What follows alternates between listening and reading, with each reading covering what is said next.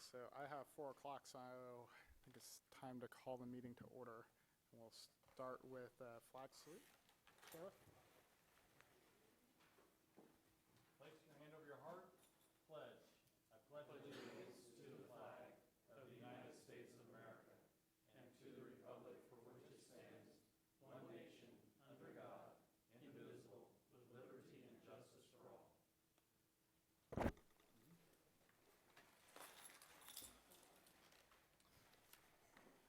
Roll call, Mr. Ferris. Thank you, Mr. Chairman. Mr. Miller. Present. Mrs. Wilmer. Mr. Hurlbert. Present. Dr. Lyon. Here. Sheriff Youngblood. Here. Mr. Cryer. Here. Dr. Goraya. Here. And Mr. Peters. Here. We have a quorum. Thank you, sir. With the consent agenda, all items listed with a CA are considered by division staff to be routine and non-controversial. Consent items may be considered first and approved in one motion if no member of the board or audience wishes to comment or discuss an item. If comment or discussion is desired, the item will be removed from consent and heard in its listed sequence with an opportunity for any member of the public to address the board concerning the item before action is taken. So it looks like the only thing on the consent agenda is the approval of minutes. Motion. All in favor? Aye. Anybody opposed? Do we need?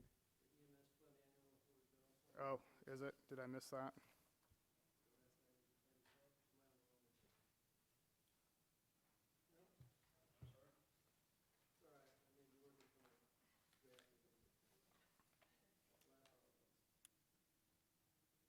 Yeah, I think the only one I'm seeing on mine is the minutes.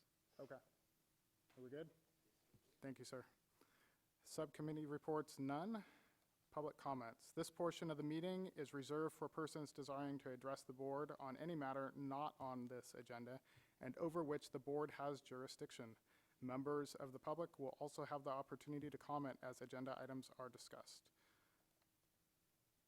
Is there anybody from the public who would like to discuss? Going once, going twice, seeing no one. Public requests, none. Unfinished business. Maddie Fund request process. So this is a receive and file. Is any discussion? Do you want me to read it into the record? Sure, that would be Okay. great, sir. Okay. As reported by Bryn Kerrigan, Assistant Director of Public Health at the February MCAB meeting, changes have occurred that allow for the release of Maddie funds for the enhancement of the EMS system. The intended use of these funds is for the enhancement of the system at large. During the May MCAB meeting, your board approved the Maddie Fund request process and form contingent on the approval of language by County Council that defines the intent of the release of the Maddie funds. On July 9th, 2019, County Council approved the following language defining the intent of the release of the discretionary Maddie funds. Quote, on February 14th, 2019, the Assistant Director of Public Health reported to the Emergency Medical Care Advisory Board that EMS was releasing the discretionary portion of the Maddie Fund for, quote, enhancements in the EMS system as approved by your board. Merriam-Webster Dictionary defines enhancements as heighten, increase, especially to increase or improve in value, quality, desirability, or attractiveness. The intent of releasing the discretionary Maddie funds by the county is to heighten, increase, and improve from the normal and customary base operations the delivery of pre-hospital care to the people of Kern County. This would include programs, services, training, equipment, and/or learning materials that would have a high likelihood to improve the Kern County EMS system of care from its normal and customary base operations. The requested item, service, or training must benefit all EMS stakeholders, especially the community at large, in such a way that it improves the quality and delivery of pre-hospital care. This, along with the form that was approved at the last meeting, is posted on our website now. It is active, and the public can log in and complete the form and make a request. So that concludes my report. I recommend that the board receive and file, and I'm available for any questions. Thank you, Mr. Ferris. Is there any public discussion? Any discussion from the board?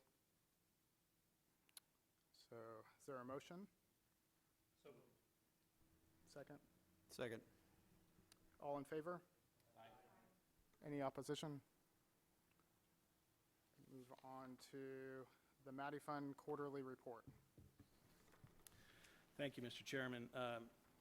As always, I have to report on now the amount of Matty Fund that is available in that discretionary fund. And on the form that I sent you, if you look down other EMS 17% Matty balance, you will see the balance is $202,590.75 that is currently available. I'm available for any questions. Thank you. Any discussion from the public? From the board? I have one question. On this fund, do you have to use it in a fiscal year, or it stays in there and builds up for a period of time? It's going to continue to build or decline if we use it, but yeah, this report is the quarterly report for this last fiscal year. It shows basically the entire year on here, but it will continue. If we don't use it, it will continue to grow in the next fiscal year. Any other discussion? The motion is to receive and file. Motion. Second? All in favor? Aye. Any opposition? Motion passes. Matty Fund request recommendations. Thank you, Mr. Chairman. During the February 14th, 2019 MCAB meeting, Battalion Chief Kevin Albertson from the Bakersfield Fire Department requested the release of Matty funds for the purpose of continuous positive airway pressure, or CPAP, devices for his department. On April 25th, 2019, EMS received a follow-up letter from Chief Albertson outlining his request and adding Kern County Fire Department to the request as well. The requested funds are as follows. CPAP is $39.85. The additional masks is $22.65, and the total is $67.66. And when that is multiplied out, the total they're requesting is $16,102.19. CPAP devices provide a continuous pressurized delivery of oxygen to the patient throughout the breathing cycle. These devices are used among lay people who've been diagnosed with problems such as sleep apnea. In the pre-hospital setting, these devices are used to treat patients who are suffering from pulmonary edema, asthma, chronic obstructive pulmonary disease, congestive heart failure, and general respiratory distress. CPAP devices are important and necessary in the field of pre-hospital care, and when used correctly can prevent a patient from being placed on a ventilator. Title 22, Division 9, Chapter 2, Section 10063 defines basic scope of practice for emergency medical technicians, and subsection E states manual and mechanical ventilating devices designed for pre-hospital use, including continuous positive airway pressure. The inclusion of CPAP in the basic scope of practice for EMTs mandates that these devices be purchased and maintained by all EMT providers as part of their normal and customary base level equipment. As approved by the County Council, the intent for releasing the discretionary Matty funds was to heighten, increase, and improve from the normal and customary base operations. The delivery of pre-hospital care to the people of Kern County must be improved. This would include program services, equipment, and/or learning materials that would have a high likelihood to improve the Kern County EMS system of care from its normal and customary base operations. The request for purchase of continuous positive airway pressure devices from Bakersfield City Fire and Kern County Fire does not appear to meet the intended use of the discretionary MADI funds, as this piece of equipment is mandated by the state for all EMT level providers and is part of the normal and customary base operations. This concludes my report. It is the recommendation that the board deny this request for release of MADI funds. I'm available for questions. Thank you, Mr. Ferris. Any discussion from the public? Any discussion from the board? I have a question. So currently, the fire departments do not carry this equipment. This is that went what- into effect, actually, it went into effect quite some time ago. However, our previous medical director chose not to enforce it. We discovered the error and have begun to enforce this rule, which is the basic scope of practice. So every EMT provider in the county is supposed to have this piece of equipment on their ambulance. Okay. Thank you. Any further discussion? Do I hear a motion?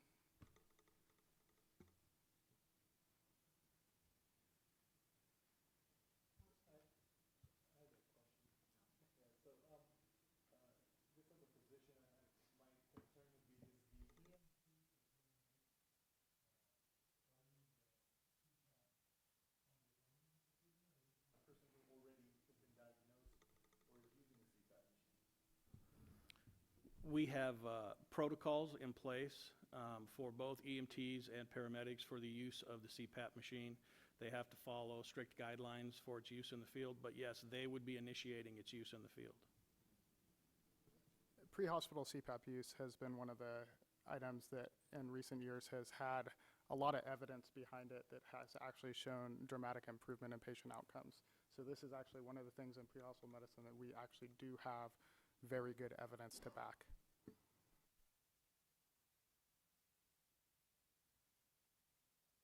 Any further discussion or questions? I think we had a motion and a second. All in favor? Aye.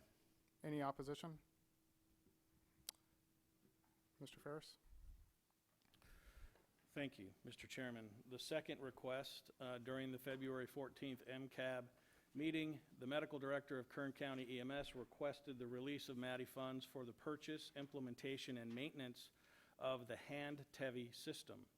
This system standardizes pediatric and adult drug administration across all providers and drastically reduces medication administration errors. The hand-TEVI system has been shown in many studies to decrease medication errors in pediatric patients. One such study from the San Antonio Fire Department showed a decrease in cumulative medication error rate by 38% for fentanyl and Versed after implementation of hand-TEVI. Additionally, several studies indicate improvements in medication errors for other life-threatening drugs such as dextrose and epinephrine. These studies not only show that hand-TEVI can decrease medication error, but they also indicate that the use of hand-TEVI decreases the time needed for medics to administer these drugs and increases the use of these drugs in pediatric patients. In short, hand-TEVI increases the accuracy and timely administration of life-saving medication for pediatric patients. The requested funds are $32,074.56 for the initial implementation and an annual fee of $13,000 for maintenance. Training will be provided by EMS staff during a mandatory paramedic update training. I'm not going to reread all that for you, but I quoted the intent again, and the request for purchase of the hand-TEVI system appears to meet the intended use of the discretionary MADI funds in that it will enhance and improve our paramedics' ability to accurately administer medications countywide. This will benefit the community at large, assuring that medications are administered accurately across the county. That concludes my report. I recommend that the board approve the release of MADI funds for this purchase. I'm available for any questions. Thank you, Mr. Ferris. Any public discussion? Any discussion from the board? Motion to approve. Second? All in favor? Aye. Any opposition? Okay. Legislation affecting E EMS. Thank you, Mr. Chairman. As I stated in the past, I'm going to start reporting on legislation that is currently in the system that has an effect or can have an effect on the EMS system. So AB 453, Emergency Medical Services Training. Under existing law, the Emergency Medical Services System and Pre-Hospital Emergency Medical Care Personnel Act, the Emergency Medical Services Authority, says the Emergency Medical Services Authority is responsible for establishing minimum standards and promulgating regulations for the training and scope of practice for the Emergency Medical Technician 1, 2, and paramedic. This bill will require EMT 1s, 2s, and paramedics the standards established pursuant to the above provision to include a training component on how to interact effectively with persons with dementia and their caregivers. The bill would specify that the authority is authorized to consult with community organizations advocating on behalf of Californians with dementia or Alzheimer's disease in developing the component.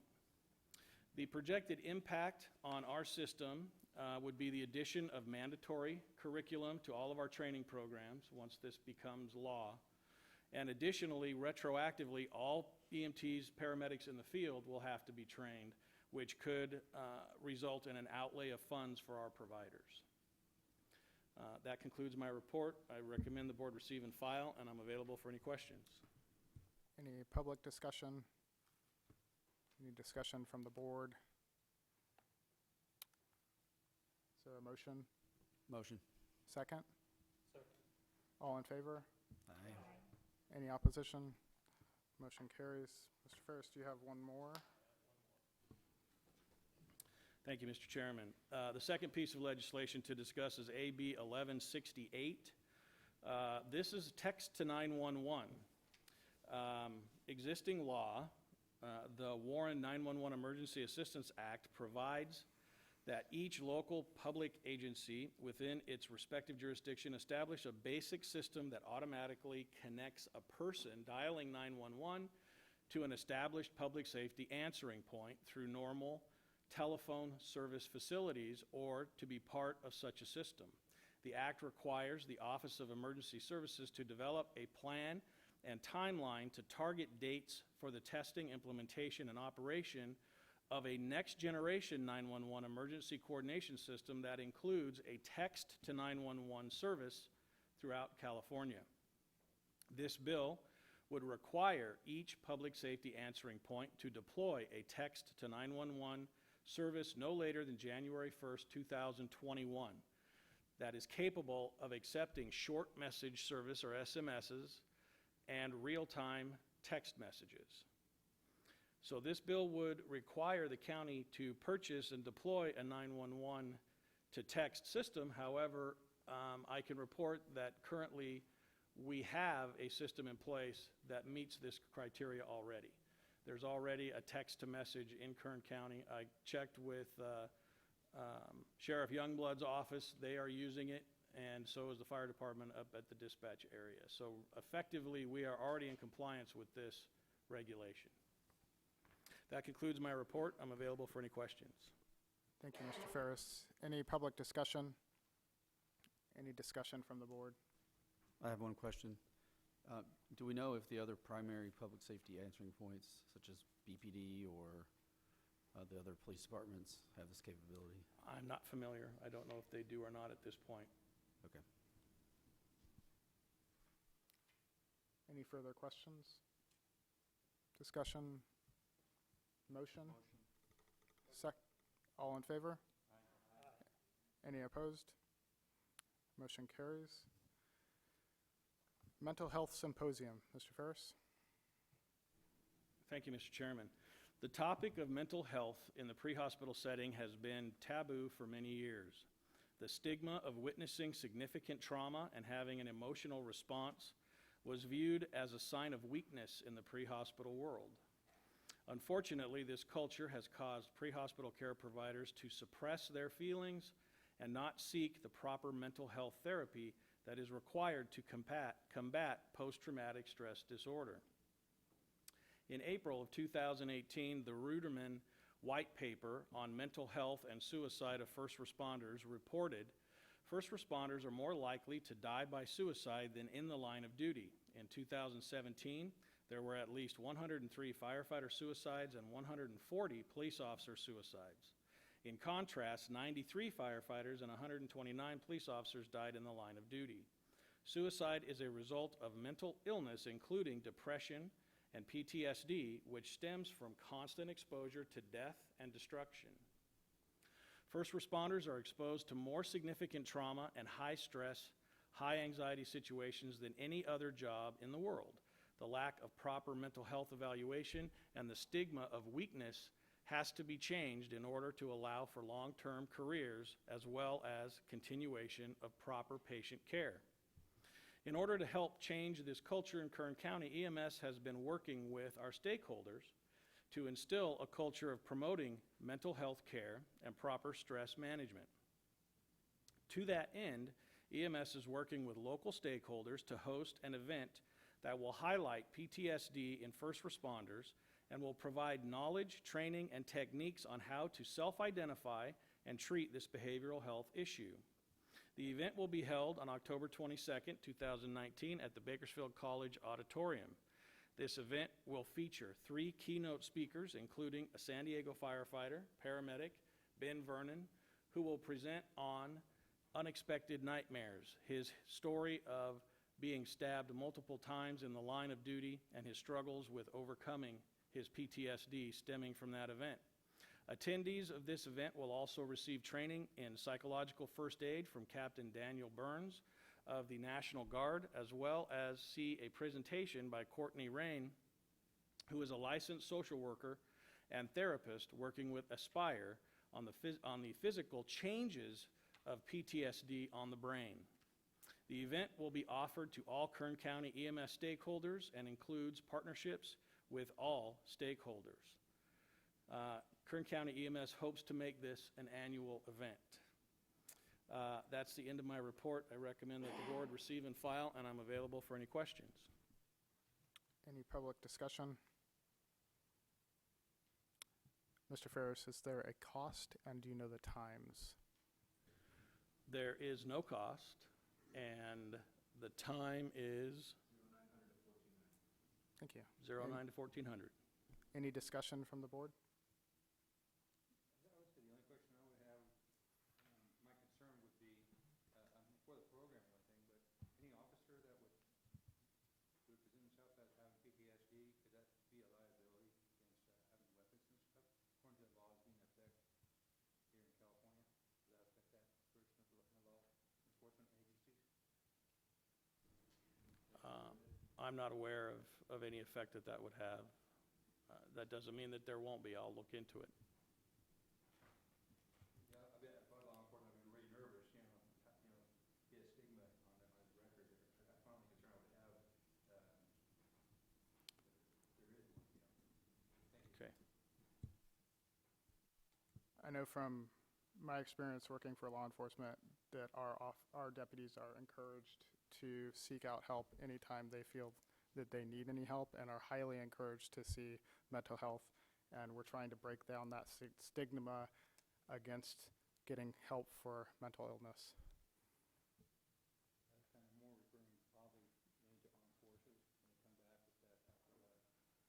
They're kind of holding them back from getting CCWs or even owning weapons if that's on their record. Yeah, as far as I know, I don't think that there is anything, and I understand the question. And many of the deputies that I work with the agency I work for, are former military, and also there's a lot of PTSD also within just law enforcement, not just with military veterans as well. I think the thrust of this program is not mistaken, let's clarify. But I don't think we're asking anybody to declare a mental health status.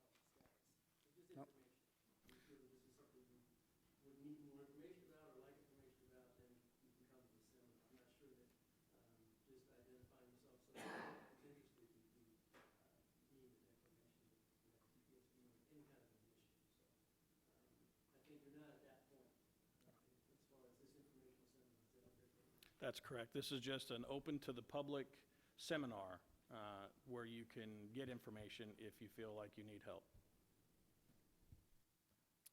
Any further discussion?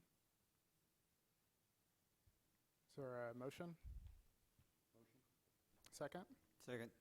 All in favor? Aye. Any opposition? The motion carries. Image trend licensing and certification. Thank you, Mr. Chairman. At the request of Hall Ambulance Service, this item is being withdrawn from today's agenda. EMS is going to pause on our purchase of software and create a work group that will include a representative from each approved provider in the county to discuss and review software options. These meetings will be held here at Public Health and have been scheduled for Thursday, August 29th at 1 p.m., Wednesday, September 11th at 1 p.m., and Tuesday, September 24th at 1 p.m. EMS is committed to completing a thorough and complete evaluation of all software options, which will allow us to make an informed decision. This concludes my report. I request that you receive and file. I'm here to answer any questions. Thank you. Any discussion from the public? Any discussion from the board? Motion. Second? All in favor? Any opposition? Motion carries. Ambulance patient offload times. Mr. Ferris? Thank you, Mr. Chairman. In 2016, Health and Safety Code 1797.120 was created, which mandated that the Emergency Medical Services Authority, or EMSA, develop a statewide standard methodology for the calculation and reporting by local EMS agencies of ambulance patient offload times, or APOT. This statewide standard methodology was based on input received from stakeholders, including but not limited to hospitals, LEMSAs, public and private EMS providers. APOT is defined as the time interval between the arrival of an ambulance and at the hospital and the patient being offloaded to that hospital. The standard methodology that was created includes two separate indicators. APOT 1 reports the 90th percentile of offload times for the total number of ambulance patients received by the hospital during a specific time frame. And APOT 2 reports the percentage of ambulance patients received by the hospital and offloaded at 20 minutes, which is equal to 2.1, 21 to 60 minutes, which is 2.2, 61 to 120 minutes, which is 2.3, and 121 to 180 minutes, 2.4, and greater than 180 minutes at 2.5. Beginning July 1st, 2019, Health and Safety Code Section 1797.225 required all local EMS agencies transmit APOT data to the EMS authority on a quarterly basis. The first report to EMSA is due on November 1st for quarter 3 of 2019. Once EMSA receives all data from all of the local EMS agencies, it will be submitted to the state legislature for review. Ambulance patient offload times are extremely important and can have an effect on the 911 system. It is vital that we monitor and submit all of this data to EMSA and continually evaluate for methods to improve these numbers. I will be reporting on the ambulance patient offload times at each of our future meetings to assure that this group is kept current on our APOT numbers and our drive to improve this very important aspect in our system. That concludes my report. I request that we receive and file, and I'm available for any questions. Thank you, Mr. Ferris. Any discussion from the public? Discussion from the board?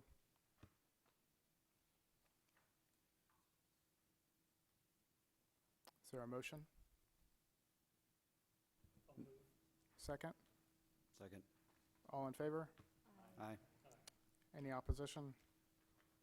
Motion carries. Manager's report. Thank you, Mr. Chairman.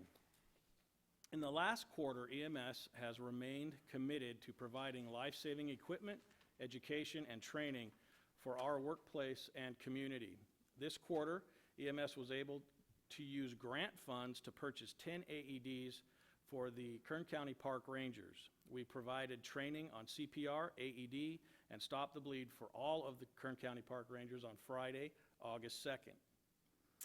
EMS has continued to provide hands-only CPR and Stop the Bleed training to our communities and county partners. For example, Kern County Health and Human Services Department and the Kern County Sheriff's Office National Night Out. Working with PulsePoint, EMS has added the Verified Responder module to our PulsePoint app. This new module will allow medical professionals, once they're verified, to not only receive cardiac arrest notifications for public places, but now they will receive notifications for cardiac arrests in private residences.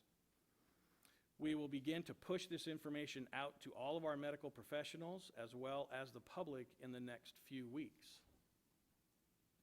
In June, EMS received some disheartening news. Margaret Mize, our epidemiologist, informed us that she was moving on to bigger and better things. As a result, we hired a new EMS coordinator. I would like to introduce you to Andrew Mattis. Please stand up. Thank you. Andrew comes to us with 14 years of EMS experience, and he has worked as an EMT, a firefighter, paramedic, and paramedic instructor. In May, Kimberly Tollison was invited to the Campfire Awards, where she received a certificate of commendation for her deployment of the Kern Medical Reserve Corps to the Camp Fire. We are extremely proud of Kimberly and the work that she is doing with the Kern Medical Reserve Corps. During this quarter, EMS Coordinator Nick Lidgett, the Regional Disaster Medical Health Specialist for Region 5, participated in a California Medical Assistance Team, or CalMAT, drill, sponsored by the Emergency Medical Services Authority. The drill was held in Long Beach and took place over 2 days.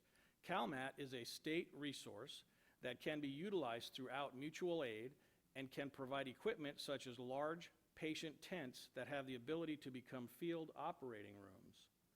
EMSA is interested in starting a Central Valley CalMAT team, which would require local area professionals to participate in yearly exercises and drills. The state CalMAT program is crucial in assisting with large-scale disaster responses. The Kern County Healthcare Coalition is the collaborative working group made up from healthcare entities from across the county. The goal of this working group is to develop relationships and avenues of communication between members and to understand each member's capabilities for response and patient care during a disaster. In the past year, the coalition membership has increased by over 25%, from 35 members to over 50 members.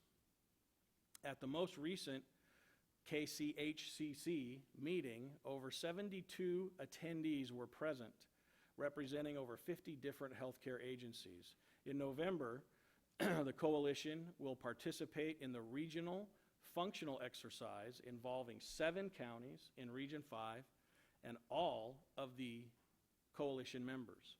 We are very pleased with the growth of the coalition and are excited about the future of this working group. Earlier this year, EMS personnel developed and facilitated a point of dispensing, or POD drill, that simulated a pandemic outbreak. It was an overwhelming success. Building upon this success, EMS is developing a POD exercise for next year designed to test the management of an infectious disease outbreak, rioting, security issues, and supply shortages. We already have confirmed commitments for next year's drill that include public health nurses, CSUB students, behavioral health, Kern County Healthcare Coalition members, and Kern County Public Health Administration. Since the last time we met, EMS staff have reviewed over 6,100 patient care reports, have worked closely with Hall Ambulance Service to assist with their data issue that they experienced recently, and continue to work with them to integrate First Watch as a valid compliance data reporting tool. As you all are aware, on July 4th, 2019, a 6.4 magnitude earthquake struck the desert outside of Ridgecrest. The EMS Department Operations Center was immediately activated, and EMS staff responded and began disaster operations.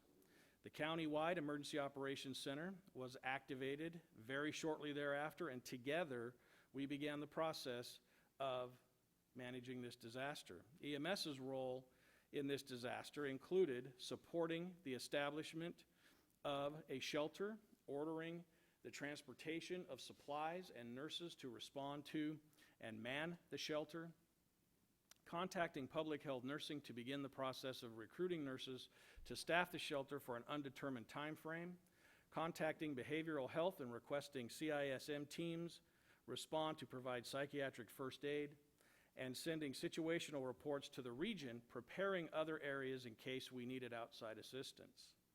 Additionally, the Kern Medical Reserve Corps were polled for volunteer availability. We received 137 responses, of which 54 members indicated they were available and ready to respond.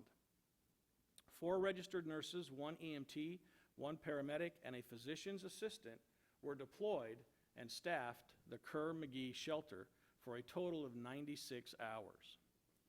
Shortly after the large temblor hit, Ridgecrest Regional Hospital notified us that they were evacuating the facility and requested an ambulance strike team. Hall Ambulance Service was immediately contacted and provided 7 ambulances, the Disaster Medical Support Unit, and 1 supervisor unit. These resources responded to Ridgecrest Regional Hospital and successfully evacuated 23 patients to other facilities.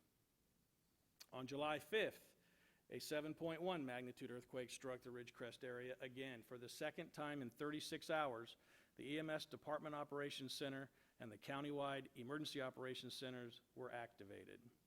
During these 2 events, the 911 call volume in the Ridgecrest area increased by 300%. Liberty Ambulance did an outstanding job in managing the call volume over this period.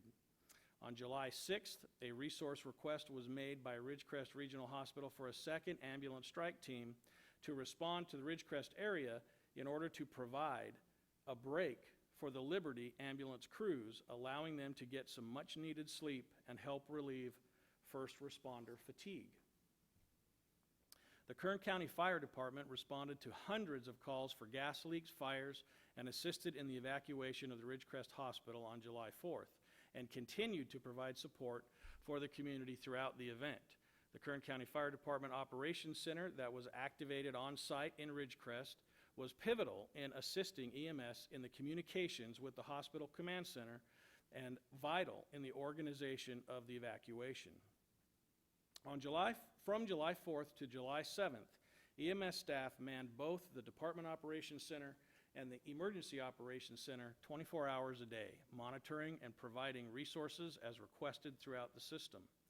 It should be noted that this is the second large-scale disaster that Kern County EMS, in conjunction with Kern County Fire, Hall Ambulance, Liberty Ambulance, as well as other county departments, has managed without needing to reach outside of our county for assistance. I'm very proud of my staff for the outstanding work they performed over these days in July and their dedication to their work and to their county that they serve. This concludes my report. I recommend that the board receive and file, and I'm available for any questions. Thank you, Mr. Ferris, for your report. Any comment from the public? Any discussion from the board? If I could, to tack on to your report, Mr. Ferris, the organization that I represent here is the Kern County Mayors and Managers, City Managers Association. And some of you may be aware that over the last year or so, we've been working on an agreement that is essentially a mutual aid agreement for everything except first responders. And this means the city's various public works and building departments and whatnot. And although that document has not been fully executed, most of the Kern County cities have signed on to that. And working with Georgiana Armstrong following the Ridgecrest event, that was activated and was very successful. And I can say, just not to specifically brag on our guys, and I know that several cities sent resources over, but we were able to send 2 building inspectors for 3 days, and they were able to do dozens of inspections and remove red tags or install red tags, but there were many families camped out in their front yards, staying in their cars or in tents on the lawn, just terrified to death to go back into their houses. And so having those resources available beyond law enforcement and beyond medical care was a big part of getting people settled down and able to go back in their homes. So, Thank you for that. Thank you. Any other discussion? Is there a motion to receive and file? All in favor? Aye. Any opposition? Motion carries. Board member announcements or reports. On their own initiative, board members may make a brief announcement or a brief report on their own activities. They may ask a question for clarification, make a referral to staff, or take action to have staff place a matter of business on a future agenda. Is there anybody that has anything they'd like to discuss from the board? Hearing none. So announcements. The next regularly scheduled meeting is Thursday, November 14th, 2019 at 4 p.m. at the Kern County Public Health Services Department, Bakersfield, California. The deadline for submitting public requests on the next MCAD meeting agenda is Thursday, October 31st, 2019 at 5 p.m. to the Kern County EMS Program Manager. Unless there's anything further, do I hear a motion to adjourn? Thank you, everybody.